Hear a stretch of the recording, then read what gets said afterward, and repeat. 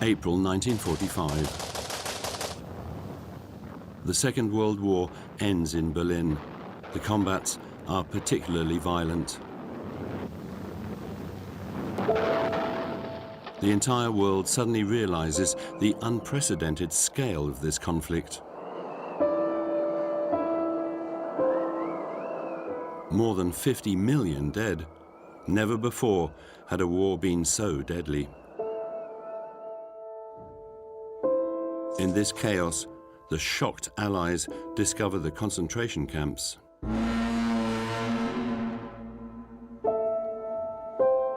The shock is so great that the Americans force the Germans to come and witness the horror for themselves. The Holocaust, the millions dead in combat. Some Germans swear they knew nothing about this disaster.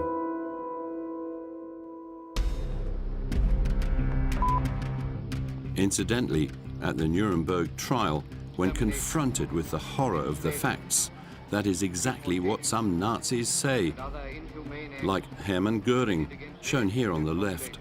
However, one man states loudly and clearly that this was not the case.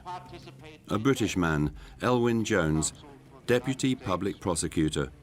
According to him, this appalling nightmare was almost scripted. Of their intentions generally. For all to read, there was Mein Kampf, the product of the war brain of the Führer.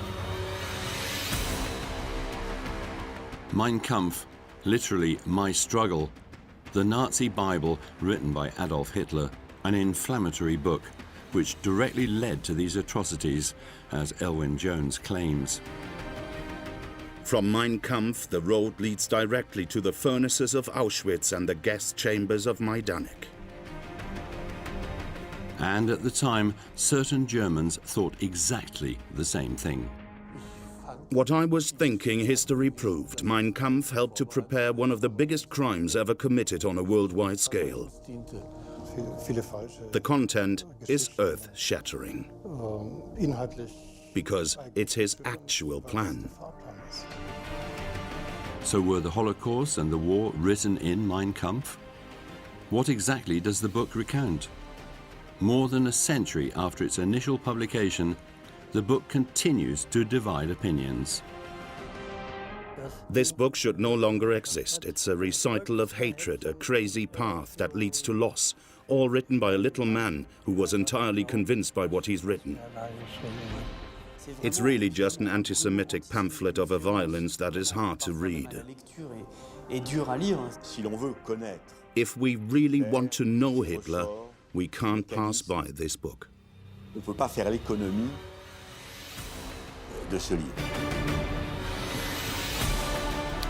Here is the secret story behind one of the most sold political books in the world. 12.5 million copies were published before 1944. A wretched book from a man who incarnated absolute evil. A book that was forbidden in many countries for 70 years. A book with an incredible story.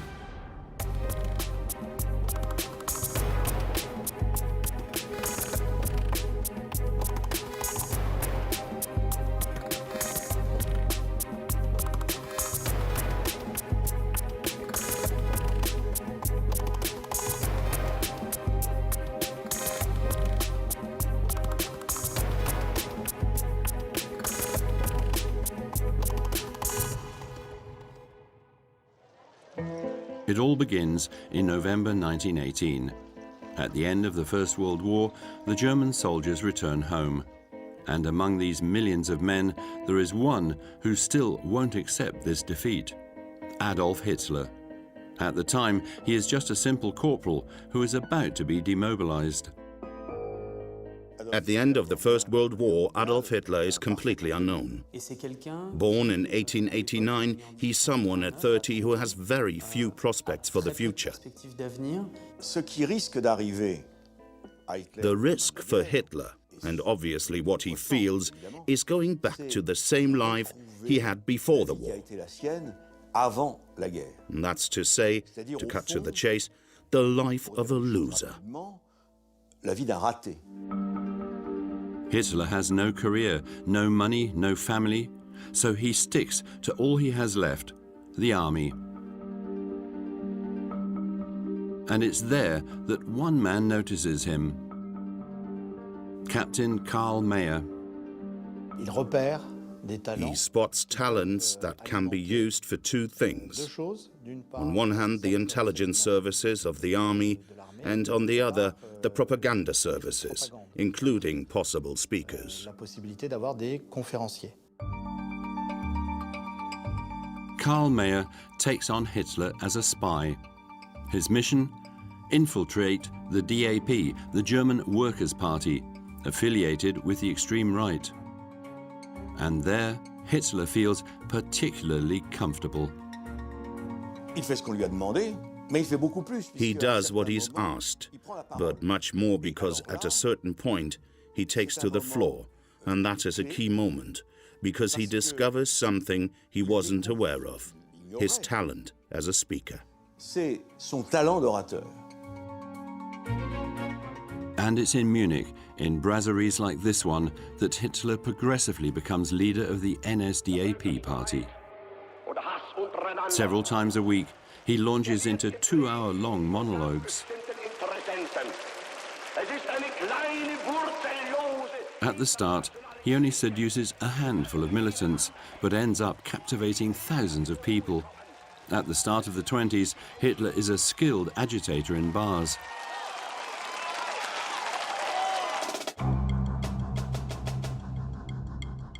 But he has no intention of writing. One event will change that. What happened was Mussolini's example of marching on Rome, which gave Hitler ideas. So in November 1923, Hitler imitates Mussolini. He's 34 and at the head of a rising political party. And at his sides is one of the heroes of the First World War, General Ludendorff. In Munich, the two men decide that the time has come to take power by force. Hitler and his troops dramatically interrupt a meeting of the Bavarian government. Hitler arrives in the middle of this meeting. Revolver shots are fired at the ceiling. There's a slightly farcical side to the whole thing, because he arrives, fires a pistol, makes a speech. At the time, Charlie Chaplin's impression of him is not yet known, but we can imagine it's a bit like that. And he threatens those who don't want to follow him. But the operation fails. Behind their barricades, in the street, the members of the putsch are crushed by the army. 16 of them are killed. Hitler is safe and sound, but he is arrested and thrown in prison. The Landsberg fort, 60 kilometers from Munich. When he arrives there, Hitler is at his lowest point.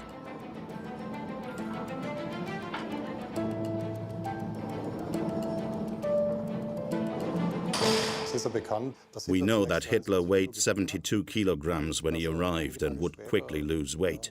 He became depressed and started a hunger strike. He even apparently thought about suicide after the failure of the putsch. It was a pitiful failure, and not only did he not have the audience he wanted in Bavaria, but he became the laughingstock of all the newspapers. Hitler's story could have stopped there. However, at the back of cell 7, where it was least expected, he finds a new lease of life. He knows he risks the death penalty, so for the first time in his life, he starts to write. 60 pages. He prepares his defense for his imminent trial. And the seed of the idea was sown to write about his experiences and his enemies. So in 1923, it was about settling the score with his enemies. 3 months later, journalists are jostling at the start of the trial. This historic image shows the conspirators of the putsch. Accused of high treason, They all plead not guilty. All except one, who stands up to the judge, Adolf Hitler. Et là, And there, he uses the trial as a platform. procès comme une tribune. Hitler hatte Charisma. Hitler was charismatic, and those around him felt it. That's what was fatal in his character, that he could influence people personally. In der Tat so Listeners hung on his every word. Everything that he dreamt up, people believed. fantasiert hat, dass man ihm das alles geglaubt hat. Finally, Ludendorff is acquitted. The others receive minimal sentences. As for Hitler, he is also a winner in this trial. He risked the death penalty. Instead, he is sentenced to 5 years in prison and only serves 9 months, and in exceptional conditions.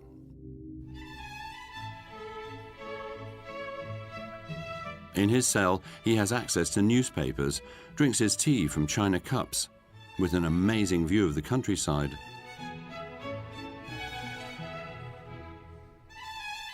Even better, dressed in his normal clothes, he talks to his fellow prisoners.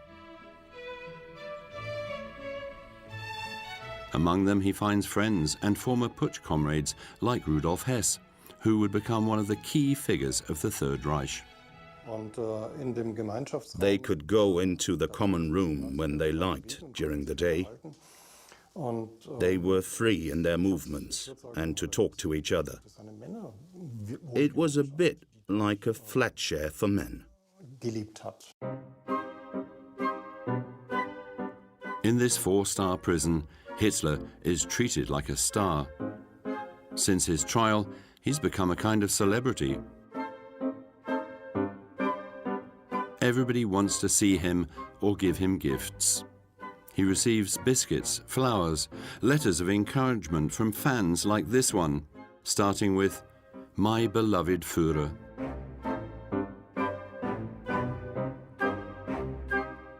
The leading figures of Bavaria also rush to talk to him.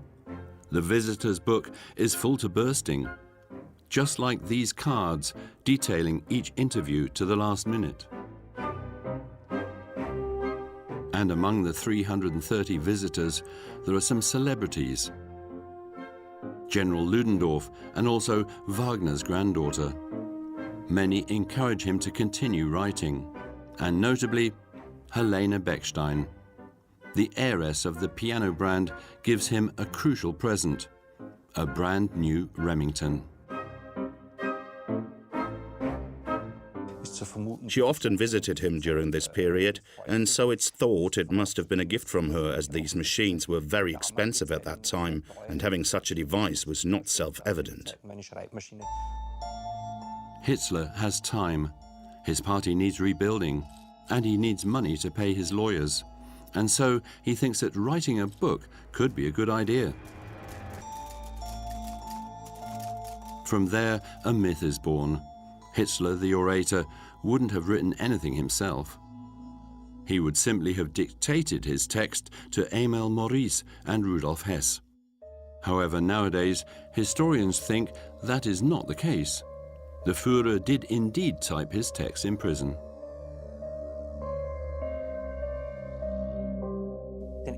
The first volume at Landsberg he wrote alone. In any case, Rudolf Hess couldn't type very well. He learned to use it in prison.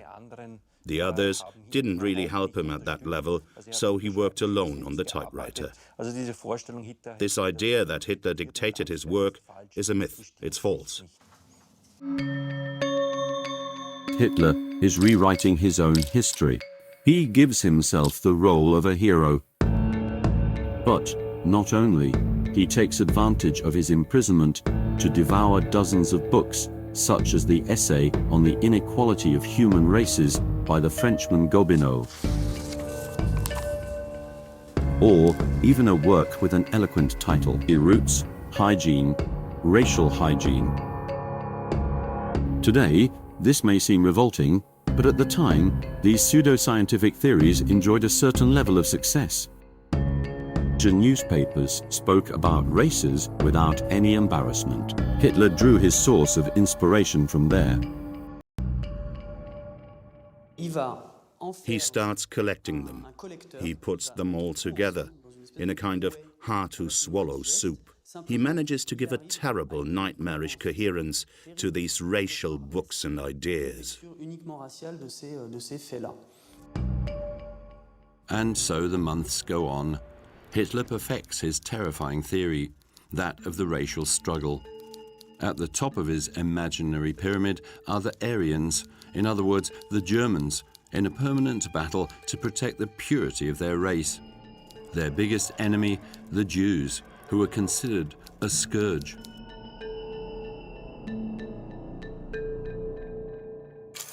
He is and remains a complete parasite, a scrounger, like a harmful bacteria always spreading further. His presence produces the effect of a parasitic plant. Wherever he settles, the people who welcome him will be wiped out eventually.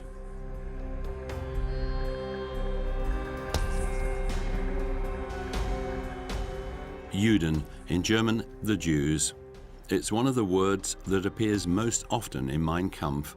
It appears 373 times, an average once every 2 pages.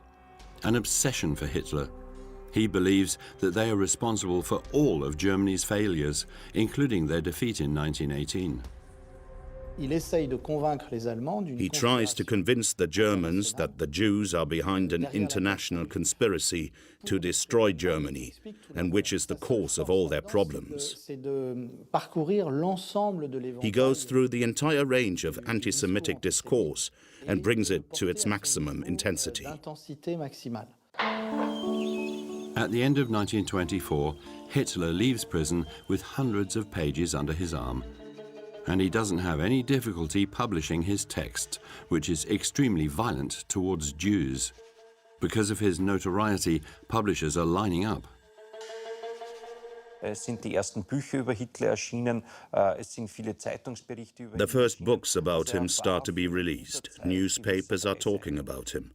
He was a star in the media at the time. Well, maybe not a star, but someone very well known outside of Bavaria, and even outside of Germany. And so the possibility of publishing his first book was very attractive.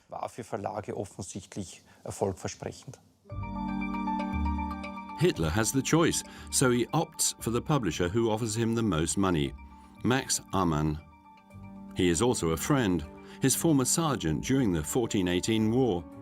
He runs a small publishing house and shares the same extremist ideas. But before the book is released, they have to find the right title, which is not easy.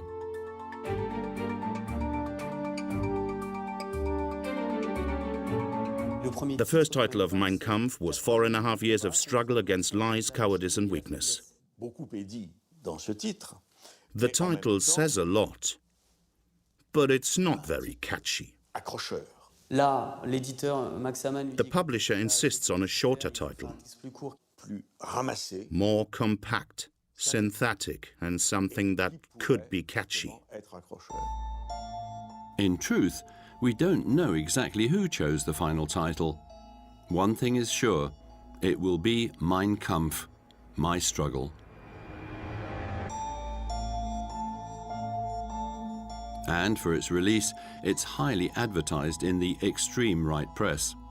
The best Christmas present, this newspaper suggests in December 1925. But when it arrives in bookshops, surprise, it's not a commercial success. A few thousand copies appeal to Nazi supporters, but the work does not break through as much as was predicted. Worse still, some newspapers annihilate him.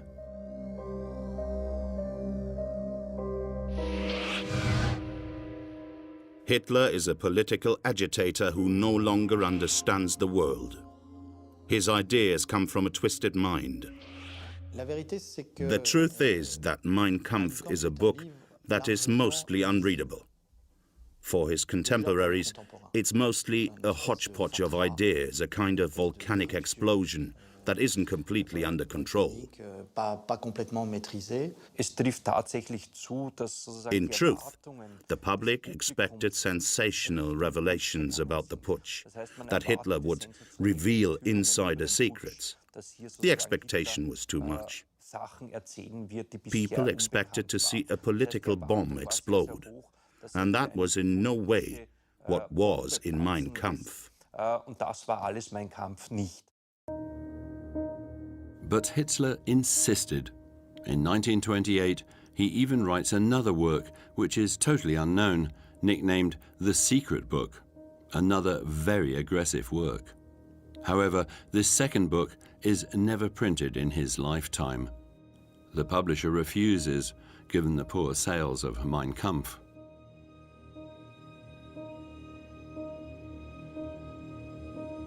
So, Mein Kampf could have stayed a small unknown work.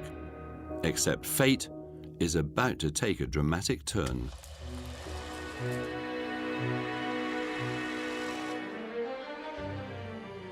It's 1930, and the economic crisis in America hits a still weak Germany hard.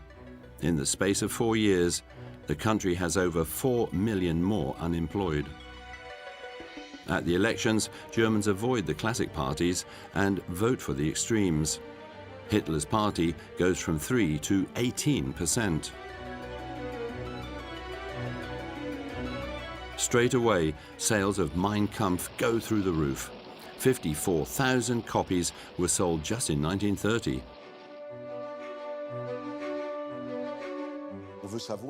We want to know what Hitler thinks, what he wants, this man who has become part of the German political system.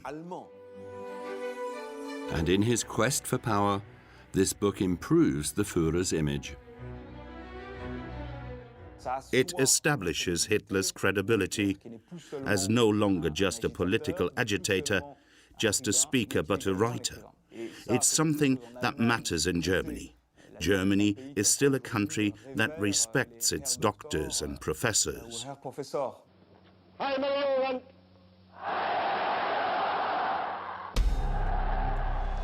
1933, Hitler amazes the whole world when he arrives in power, almost by surprise. He is appointed Chancellor, though he only won 37% of the votes. To realize his dreams of greatness and the conquests he wrote about in Mein Kampf, he would need a united Germany. So, with the help of Goebbels, he uses one of the theories contained in his book, propaganda. All effective propaganda must restrict itself to a few key points and enforce them with stereotypical formulas as long as required until the last of the audience is able to understand the idea. And one of the tools of this mass propaganda, of course, is Mein Kampf. Very soon, the state recommends that all government employees buy it. From 1936, it is given to all newlyweds. And then the Führer charmed the manufacturing industry. Thanks to rearmament, their orders increase eightfold. Businesses like Krupp hand it out to everyone.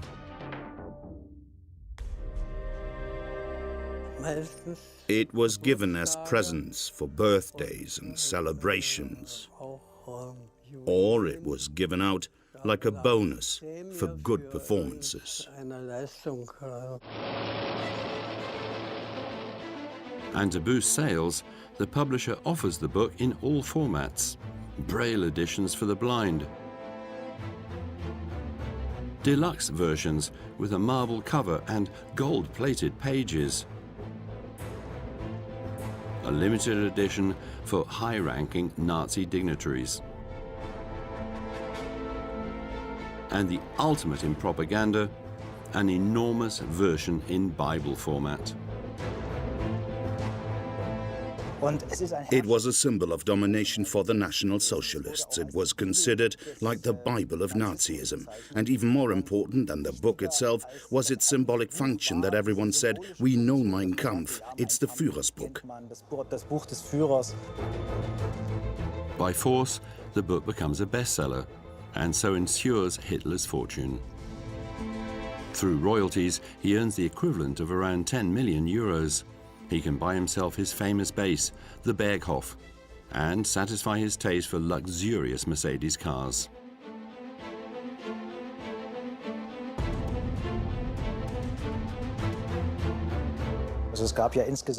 In total, 12.5 million copies were printed in Germany until 1944. Hitler earned around 1 Reichsmark, which means through this book he earned at least 12 million Reichsmarks.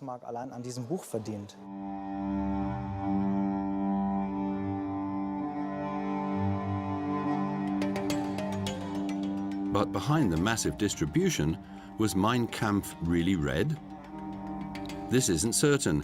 With its 700 pages and laborious text, the work certainly had enough to put people off. In 1940, Karl-Heinz Riener is enrolled in the Wehrmacht as a nurse. In his family, his father had received a copy from his company, but was not pleased with the gift.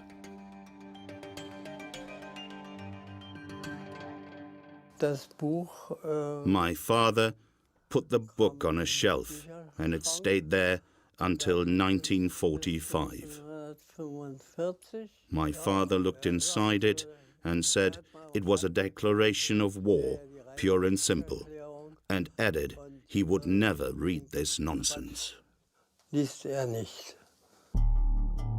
fact, at the time, like many other Germans, Karl and his father underestimated Hitler.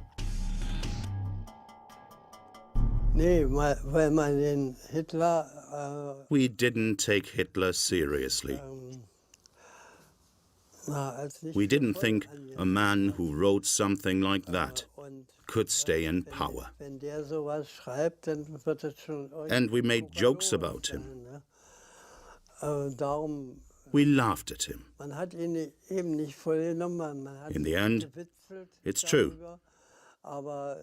Perhaps we should have taken him seriously. In other families, conversely, the book crystallized all their fears.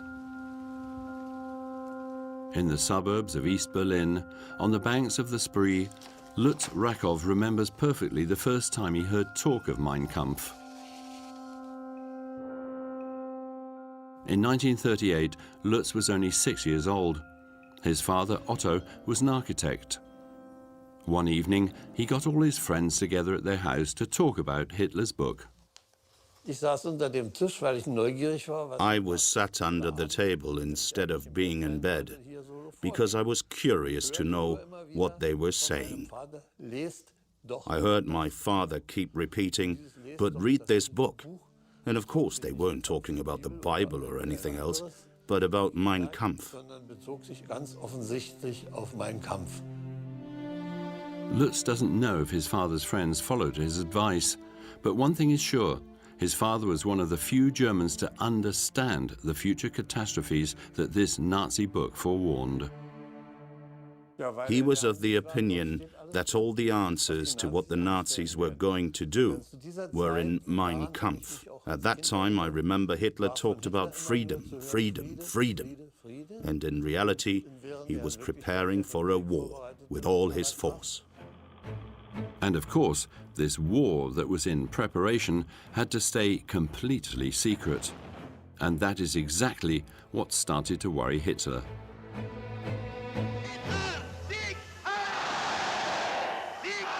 He is afraid that his plans will be revealed in his books. Indeed, some of the passages do announce future conquests. The aim of our external politics ensure the German people that they will get the territories they should. Territory will justify the sacrifice of our own children. And in his hunger for this needed space, Hitler targets one country in particular, France. The mortal enemy, the merciless enemy of the German people is and remains France. Mein Kampf predicts, or in any case, legitimizes the idea of a revenge against France, a military revenge, and there are many very violent pages against France, which is seen as a symbol of racial mixing, a country of Negroes, It's the word used by Hitler and a country of Jews. If the French took these threats seriously, they could prevent rearmament in Germany. So Hitler adopts a very daring strategy. November 1933. In Berlin, the Führer is visited by a French journalist, Fernand de Brunon, a supporter of becoming closer to Germany. He speaks German and, without a doubt, has already read the passages in Mein Kampf. And Hitler gives him a scoop: the first French interview with the new Chancellor.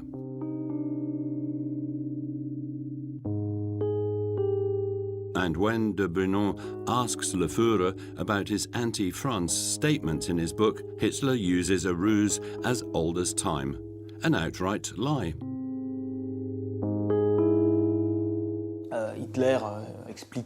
Hitler explains that he only wants peace. He's been through war, and Europe has already had too many deaths. Brunon has to ask him the question, as Mein Kampf is well known, saying that is not the opinion you have in Mein Kampf. It's not about peace, it's about war. And Hitler replies to him, "I've changed," as would a politician that is faced with a text from his youth. I've changed. I wrote this text in prison, in the fury of that time. And today I'm Chancellor. The interview is on the front page of the newspaper Le Matin, one of the biggest daily newspapers at the time, with a reassuring declaration from the Führer. War will settle nothing. It will only worsen the state of the world. But in France, one man doesn't believe a word and will do everything to fight Hitler's book. This man is Fernand Solot, a publisher who had just started to break through in Paris in the 30s.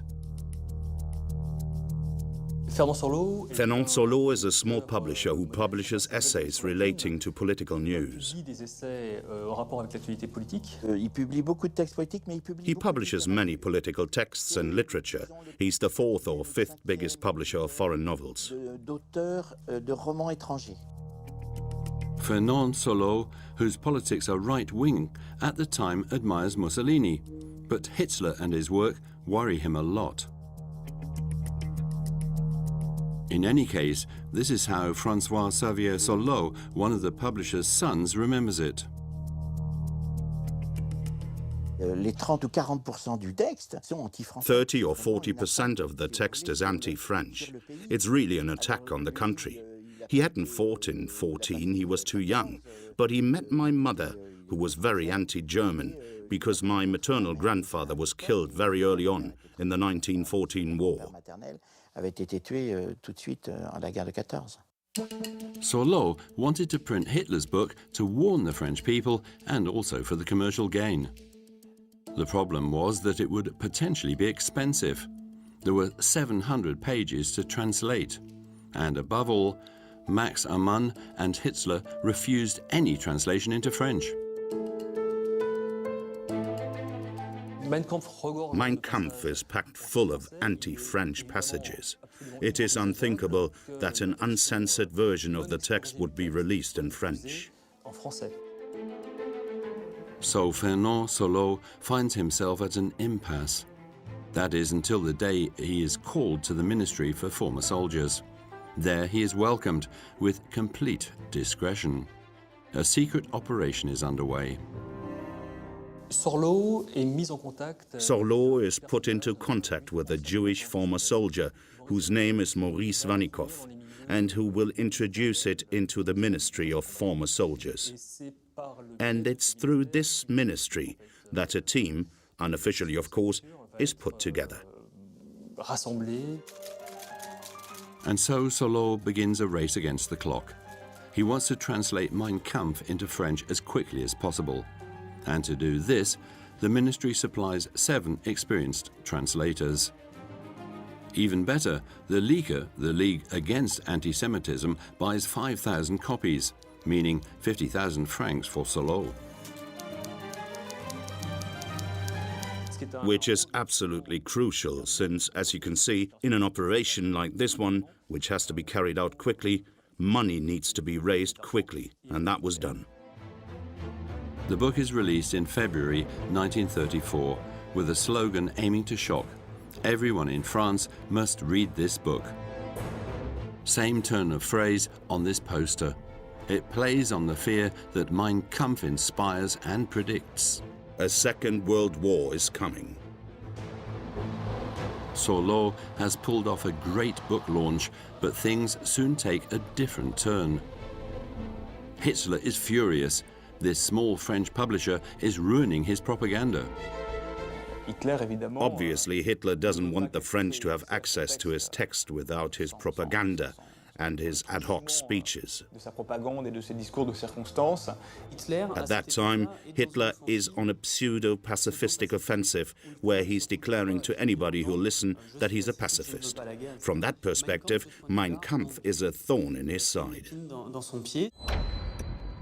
So the Chancellor takes Sorleau to court. The case takes place in Paris at the Commercial Court. 5th of June 1934. The German and French lawyers face each other. The right to alert the public against copyright. Sorleau against the most powerful man in Germany. The sentence is given 13 days later and may seem shocking. The French courts rule in favor of the dictator.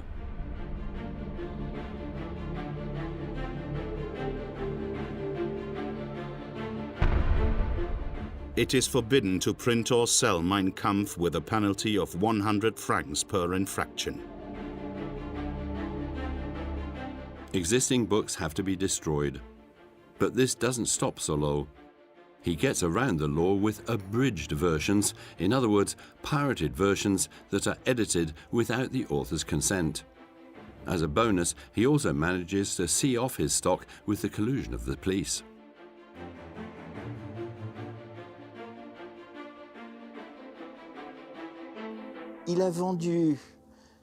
He sold a considerable number of books during this period, even after the court ruling, because when the Germans complained that the books were still on sale and demanded that the copies were seized from the publisher, the local police called my father to say, "We are coming to see if you are still selling the book and seize any copies you have."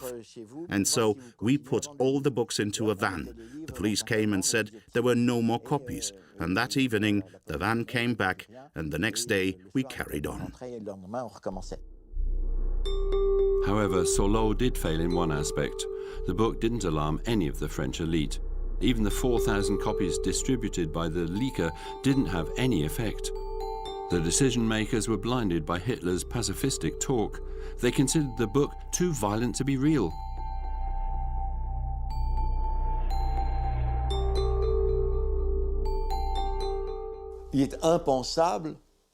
It's unthinkable to follow the politics suggested in Mein Kampf. So it is thought that Hitler has cooled his opinions. There is a refusal to see the violence in Mein Kampf, but also a refusal to understand that German political culture was such that Hitler would do what he said. Meanwhile, the ideas in the book progressively penetrate people's minds on the streets and over the radio waves. Goebbels, propaganda minister, reads extracts from Mein Kampf. The Reich even developed a low-price radio so they could be present in every home. And at school, some teachers sing the praises of the Führer's cult. Adolf Hitler ist unser Retter, unser Held. The children sing it.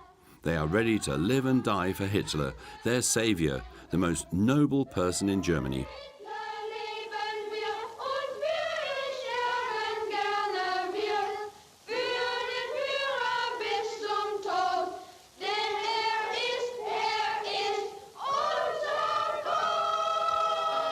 In fact, Hitler is putting into practice what is written in his book. and so his hatred of Jews becomes part of the public consciousness. This sign says, "Germans, your enemy is the Jew." The papers are full of shocking caricatures showing Jews with monstrous features controlling the world. And as this terrible message is hammered home, some people end up believing it.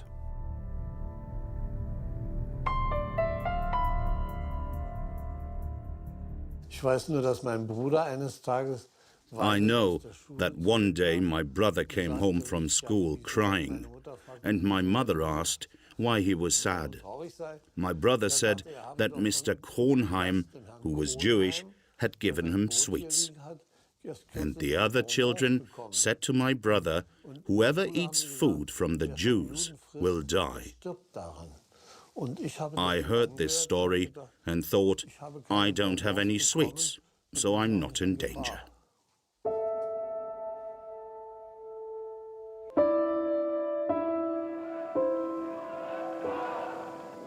In an insidious and perverse way, anti-Semitism establishes itself in Germany. But could the Holocaust have been foreseen from Mein Kampf? For once, historians agree unanimously.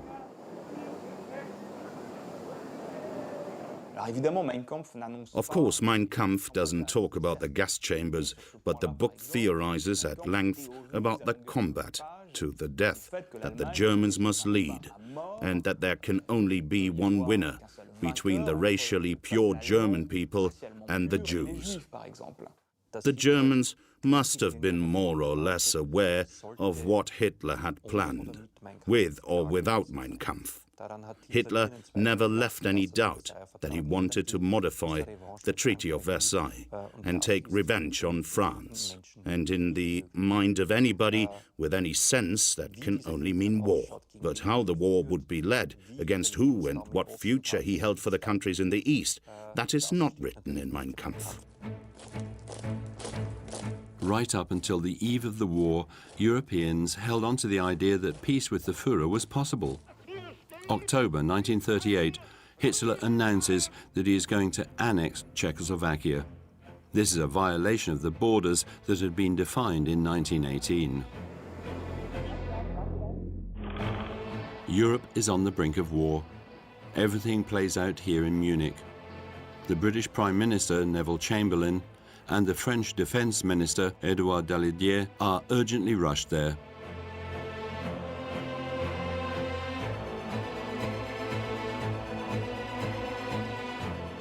In the end, they prefer to abandon their Czech ally in exchange for a promise of peace from Hitler.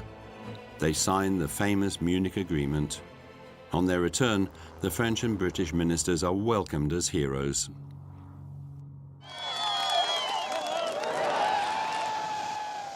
This morning, I had another talk with the German Chancellor, Herr Hitler. And here is the paper which bears his name upon it as well as mine. We regard the agreement signed last night and the Anglo-German naval agreement as symbolic of the desire of our two peoples never to go to war with one another again. Peace seems to be preserved. Don't mind Hitler, take your holiday, advises the press. Which politics want to be in favor of declaring war? What politician wants to say, "I want to go to war"? The majority of European companies are pacifists. Never again do we want war, never again the First World War, never again the slaughter. And even after the Munich crisis, very few of the elite foresee war written in Mein Kampf. Churchill and the young Colonel de Gaulle saw it very early on.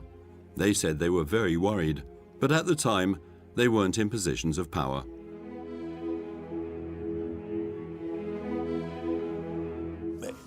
De Gaulle is not in power.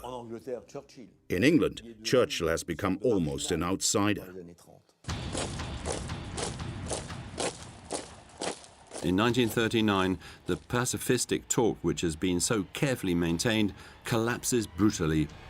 Germany attacks Poland and invades a large part of Europe.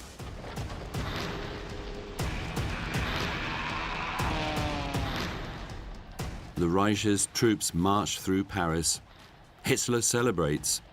The whole world trembles at the thought of falling under the control of the Nazis. That is when the elite change their mind about Mein Kampf.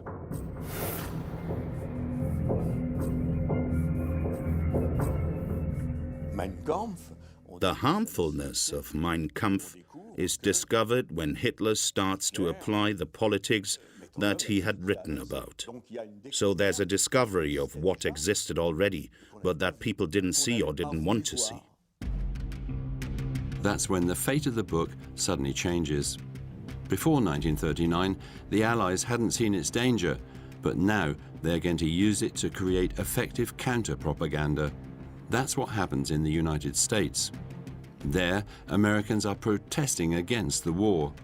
The average man is hardly thrilled with the idea of going to save Europe.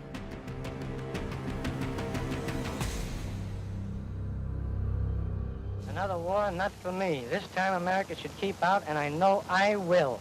In the event of war in Europe, I think we should stay out of it entirely. By all means, no. Yes, fight. No. No. No.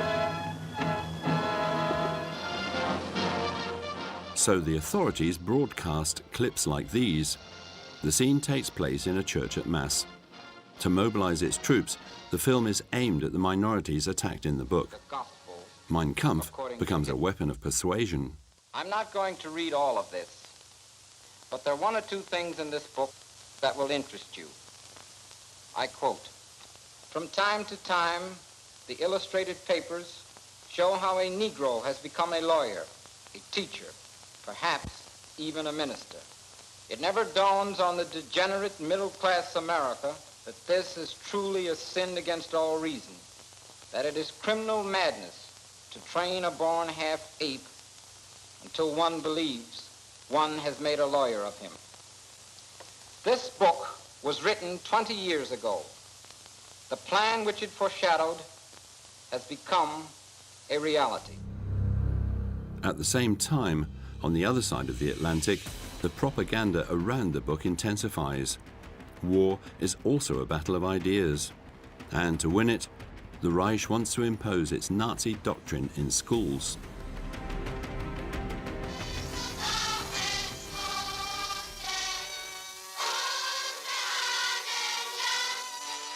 But this time, it takes place in conquered territories.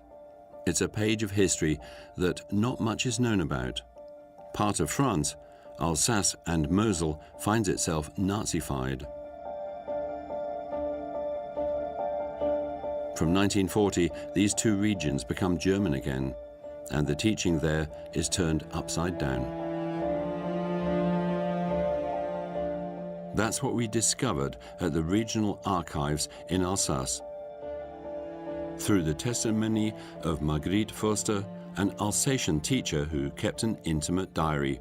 From the summer of 1940, distressed, she writes, "What will happen to my colleagues and me? I hate the German methods to the bottom of my heart. I'm horrified at the thought of teaching a member of the Hitler Youth, teaching them to think Deutschland über alles, Germany above everything. We have to teach them all of France's faults, teach them perhaps to hate it as an enemy. All of my being is against this state of things. My God, thy will be done." There was no use Marguerite protesting. Like all of her colleagues in Alsace-Moselle, she had to follow the orders of the Reich. She goes to Germany to undergo an indoctrination. There she has to learn the program called Rassenkunde, the science of the races. Reading Mein Kampf is compulsory. And in her book, Marguerite writes in German what the Nazis dictate on the subject of music. The Jew has no creative activity. He takes the creativity of others. Jewish music is going to take Europe back into the night. For her students, she now has to use this pro-Nazi book. Inside, Hitler is featured as an author to study.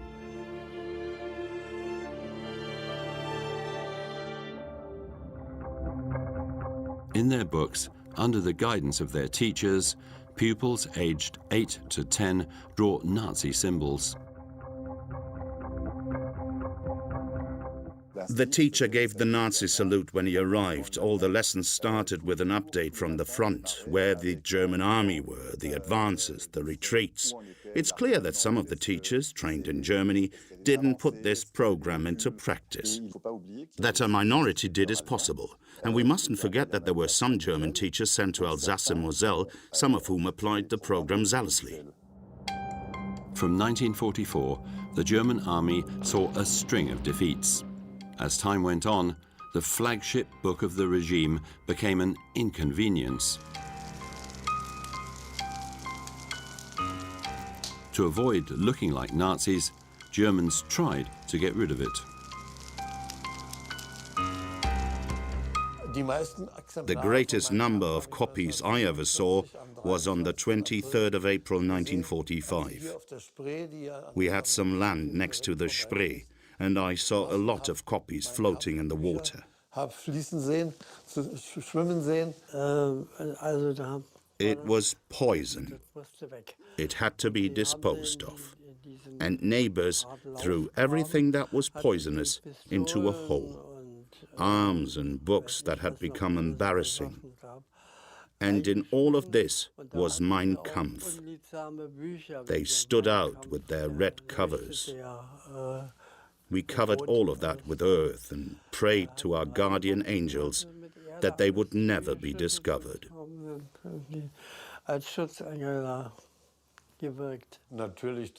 Of course, with the advance of the Red Army, people were afraid of being checked or identified as people owning this book. They were scared the Russians would turn against them. That's why they got rid of it. From then on, in a defeated Germany, all Nazi symbols had to be removed. The Allies demand that the machines used to print Mein Kampf have to be destroyed.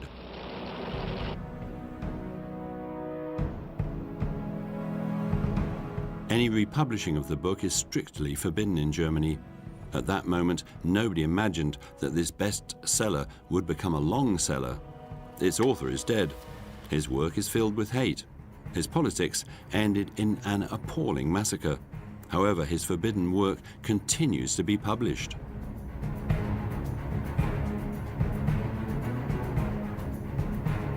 In France, for example, after the war, Solo printed Mein Kampf and continues to do so. On average, 2,000 copies per year. And it's not the only one. My Struggle in England, A Minha Luta in Brazil, Wo die Feng Do in China. The book is published worldwide and has been since the 1930s. It's impossible to ban its publication, especially in the age of the internet. And so, millions of copies have been sold since 1945. Mein Kampf continues to be read. Nazism, the Third Reich, Hitler fascinate. There is also the fascination for what is forbidden. If it's forbidden, it must be interesting, so we seek it out. In Arab countries fighting against Israel, the book seduces anti-Semites. Even more surprisingly, Kavgam, the Turkish version, topped the bestseller list in 2005. Nearly 100,000 copies sold in 2 months when nationalists arrived in power. It is also surprisingly successful in India, where Hitler is sometimes quoted in management schools as a model of success. A country like India, where for years, decades, Mein Kampf has been successful. Mein Kampf is the symbol of a warmongering ultra-nationalism that imposes itself on its neighbors. Since the 1st of January 2016, the book has begun a new chapter in its story. In accordance with copyright law, the work becomes part of the public domain. In theory, nothing now stops it being republished. But in Germany, the book is still considered dangerous. As such, only critical editions like this one are authorized. The Führer's text is surrounded by 3,500 comments written by historians. Of course, we wanted to make a critical edition, one based on the essentials. It was about contradicting Hitler, correcting him. In France, the publisher Fayard took the same approach. A scientific council are preparing a version that is also commented in order to neutralize the hate and lies in the original text.